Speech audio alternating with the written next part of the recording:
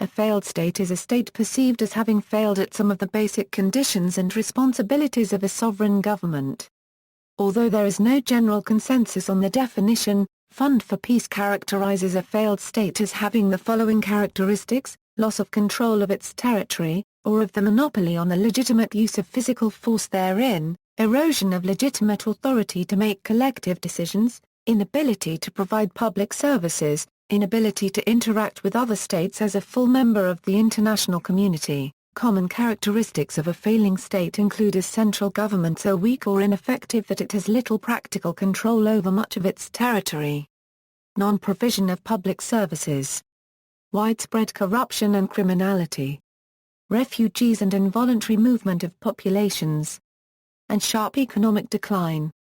The level of government control required to avoid being considered a failed state varies considerably amongst authorities. Furthermore, the declaration that a state has failed is generally controversial and, when made authoritatively, may carry significant geopolitical consequences. Definition and its issues. According to the political theories of Max Weber, a state could be said to succeed if it maintains a monopoly on the legitimate use of physical force within its borders. When this is broken, the very existence of the state becomes dubious, and the state becomes a failed state. The difficulty of determining whether a government maintains a monopoly on the legitimate use of force, which includes the problems of the definition of legitimate, means it is not clear precisely when a state can be said to have failed.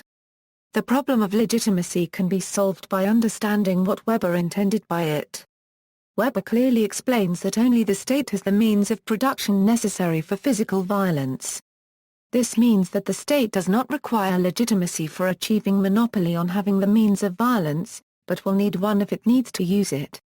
Typically, the term means that the state has been rendered ineffective and is not able to enforce its laws uniformly or provide basic goods and services to its citizens because of high crime rates, extreme political corruption, an impenetrable and ineffective bureaucracy, judicial ineffectiveness, military interference in politics, and cultural situations in which traditional leaders wield more power than the state over a certain area. Other factors of perception may be involved. A derived concept of failed cities has also been launched, based on the notion that while a state may function in general, polities at the sub-state level may collapse in terms of infrastructure, economy and social policy. Certain areas or cities may even fall outside state control, becoming a de facto ungoverned part of the state. There is no real consensus on the definition of a failed state euro. Various government agencies and think tanks often use their own indicators of state failure, leading to an ambiguous understanding of the term. Some scholars focus on the capacity and effectiveness of the government to determine if a state is failed or not. Other indices such as the Fund for Peace unregistered trademark S failed state index underline the democratic character of state institutions in order to determine its level of failure. Finally, other scholars focus their argument on the legitimacy of the state, on the nature of the state, on the growth of criminal violence in a state, on the economic extractive institutions or on the state's unregistered trademark capacity to control its territory. Robert H. Bates refers to state failure as the implosion of the state euro, where the state transforms a euro into an instrument of predation and the state effectively loses its monopoly on the means of force. As part of the debate about the state failure definition, Charles T. Call attempts to abandon the concept of state failure altogether. As, he argues, it promotes an unclear understanding of what state failure means. Indeed, one of the main contributions to the theorization of the a failed state is the a gap framework developed by Call. This framework builds on his previous criticisms of a euro state failure unregistered trademark, as a concept used as a catch-all term for diverse states with varying problems and as a base and explanation for universal policy prescriptions. It unpacks the concept of a euro state failure focusing on three gaps that the state is not able to provide when it is in the process of failure: capacity, when state institutions lack the ability to effectively deliver basic goods and services to its population; security, when the state is unable to provide security to its population under the threat of armed groups; and legitimacy, when a significant portion of its political elites and society reject the rules regulating power and the accumulation and distribution of wealth. The a gap framework seems to be more useful than other definitions.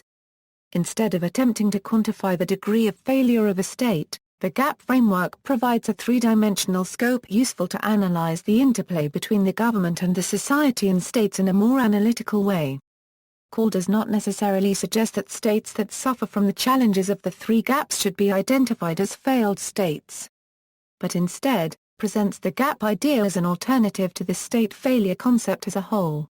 Although Call recognizes that the gap concept in itself has limits, since often states face two or more of the gap challenges, his conceptual proposition presents a useful way for more precisely identifying the challenges within a society and the policy prescriptions that are more likely to be effective for external and international actors to implement. Criticisms of the concept. The spread of the term failed state has been criticized by policy researchers for being arbitrary and sensationalist. William Easterly and Laura Freire have argued that the concept of state failure has no coherent definition, and only serves the policy goals of Western states to militarily intervene in other states. The British writer Anatole Levin draws a distinction between the genuinely failed and failing states of sub-Saharan Africa with the states of South Asia, whose rulers he says have not traditionally exercised direct control over most of their territory and have always faced continual armed resistance somewhere or other. Although he concedes that Pakistan might be considered failed, when compared to the industrialized states of Western Europe, he criticizes how commentators use the war in northwest Pakistan to brand Pakistan as failed, while not doing the same for the proportionally more serious Naxalite insurgency in India or the Sri Lankan Civil War. Call argues that the label of a failed state unregistered trademark has been applied so widely that it has been effectively rendered useless. As there has been little consensus over how to define failed states, the characteristics commonly used to identify a failing state are numerous and extremely diverse, from human rights violations, poverty to demographic pressures. Thus meaning a wide range of highly divergent states are categorized together as failed states. This can conceal the complexity of the specific weaknesses identified within individual states and result in one-size-fits-all approach typically focused on strengthening the state unregistered trademark's capacity for order. However, strengthening the security sector may not always be an appropriate solution and may in fact strengthen an already predatory and corrupt system. In addition to the previous critiques of the failed state concept, Alex Maroya argues that the term failed is limited in its approach. He suggests that it is the model of statehood based on territorially sovereign, extensive central government that has failed much of the world, and the frontier areas of the former European empires in particular. Rather than producing states that mirror the Western system, these states should develop their own model of statehood, which does not use coercion as a form of rule. The author in fact argues for more radically decentralized concepts of the state, instead of the rigid borders which have contributed to conflict and instability. The examples of the so-called failed states of Somalia and the south of Sudan illustrate for the author that decentralization of the government could be a better option. Instead of merely labeling these states as failed and almost doomed to perpetual conflict, the literature should focus on alternatives such as multiple levels of governance and regional integration. In other words, the international relations discourse needs to move away from blithe talk of state failure and towards a critical understanding of the kinds of states that have developed in former frontier regions. The concept has been criticized for being teleological, ahistorical and reflecting a Western bias of what constitutes a successful state. Inherent in the concept of the failed state is the assumed association with terrorism and other transnational threats. They are sometimes described as incubators for international terrorism. Transnational crime and terrorism. According to trial attorney of U.S. Department of Justice Dan E. Stiegel, the international community is confronted with an increasing level of transnational crime in which criminal conduct in one country has an impact in another or even several others.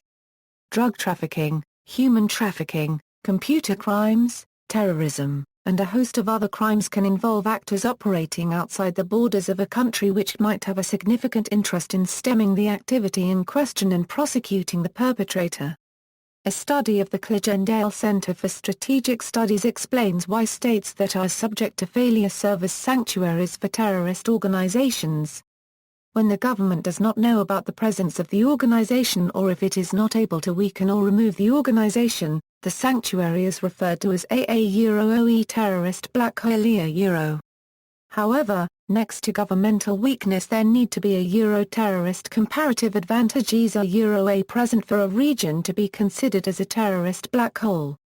According to the study, social tensions, the legacy from civil conflict, geography, corruption and policy failure, as well as external factors contribute to governmental weakness. The comparative advantages are, religion and ethnicity, the legacy from civil conflict, geography, economic opportunities, economic underdevelopment and regional stimuli. Only the combinations of the two factors explain what regions terrorists use as sanctuaries. Research by James Piazza of the Pennsylvania State University finds evidence that states suffering from state failure experience and produce more terrorist attacks. Contemporary transnational crimes take advantage of globalization, trade liberalization and exploding new technologies to perpetrate diverse crimes and to move money, goods, services and people instantaneously for purposes of perpetrating violence for political ends. Moreover, problems of weakened states in transnational crime create an unholy confluence that is uniquely challenging. When a criminal operates outside the territory of an offended state, the offended state might ordinarily appeal to the state from which the criminal is operating to take some sort of action, such as to prosecute the offender domestically or extradite the offender so that he or she may face punishment in the offended state. Nonetheless, in situations in which a government is unable to cooperate in the arrest or prosecution of a criminal, the offended state has few options for recourse. Failed State Index. The Failed States Index published its 9th annual report in 2013, prepared by the Fund for Peace and published by Foreign Policy magazine. The index categorizes states in 4 categories, with variations in each category. The alert category is in dark red, warning in orange, stable in yellow and sustainable is green. The FSI total score is out of 120, and in 2013 there were 178 states making the ranking. There are 3 groupings, social, economic and political with overall 12 indicators. Mounting demographic pressures, massive movement of refugees or internally displaced persons, vengeance-seeking group grievance, chronic and sustained human flight, uneven economic development, poverty, sharp or severe economic decline, legitimacy of the state, progressive deterioration of public services, violation of human rights and rule of law, security apparatus, rise of factionalized elites, intervention of external actors. Each indicator is out of 10, adding up to a total of 120. However, in order to add up to 120, the indicator scores are rounded up or down to the nearest 1 decimal place. In the 2013 index, Somalia ranked number 1 for the 6th consecutive year, scoring a near 10/10 in almost all categories. While it is important to note that the FSI is used in many researches and makes the categorization of states more pragmatic, it often receives much criticism due to several reasons. Firstly, it does not include the Human Development Index to reach the final score, but instead focuses on institutions to measure what are often also considered human aspects for development. Secondly, it parallels fragility or vulnerability of states with underdevelopment. This comparison firstly assumes that underdevelopment creates vulnerability, thus assuming that if a state is a Euro-developed or Euro-unregistered trademark it is stable or sustainable. Secondly, it measures the failure of a state without including the progress of other areas outside the sphere of the 12 indicators, thus excluding important measures of development such as the decline in child mortality rates, and increased access to clean water sources and medication, amongst others. Nonetheless, when discussing failed states it is important to mention the FSI not just for its use by governments, organizations, educators, and analysts, but also because it provides a measure of assessment that tries to address the issues that cause threats, both domestically and internationally. See also, Fund for Peace, Rogue State, Ochlocracy, Fragile State, Crisis States Research Center, Violent Non-State Actor, Pariah State, Banana Republic, Examples of State Collapse Anarchy, Mafia State, Societal Collapse, Broken Arrow, References. External links, The Failed State, and International Law, Daniel the One-Quarter, International Review of the Red Cross, for a Critical Approach, c. 1, GSDRC, Applied Knowledge Services Guide, Fragile States, Chapter 3, Why Failed States Should Unregistered Trademark TB Our Biggest National Security Fear. By Stuart Patrick. The Washington Post, April 15, 2011. Global Black Spots, Threats from Governance Without Governments. By Dr. Bartosz Hieronym Stanisławski. The National Strategy Forum Review. Summer 2011. Volume 20. Issue 3. Global Black Spots Approach. By Dr. Bartosz Hieronym Stanisławski and John A. Conway.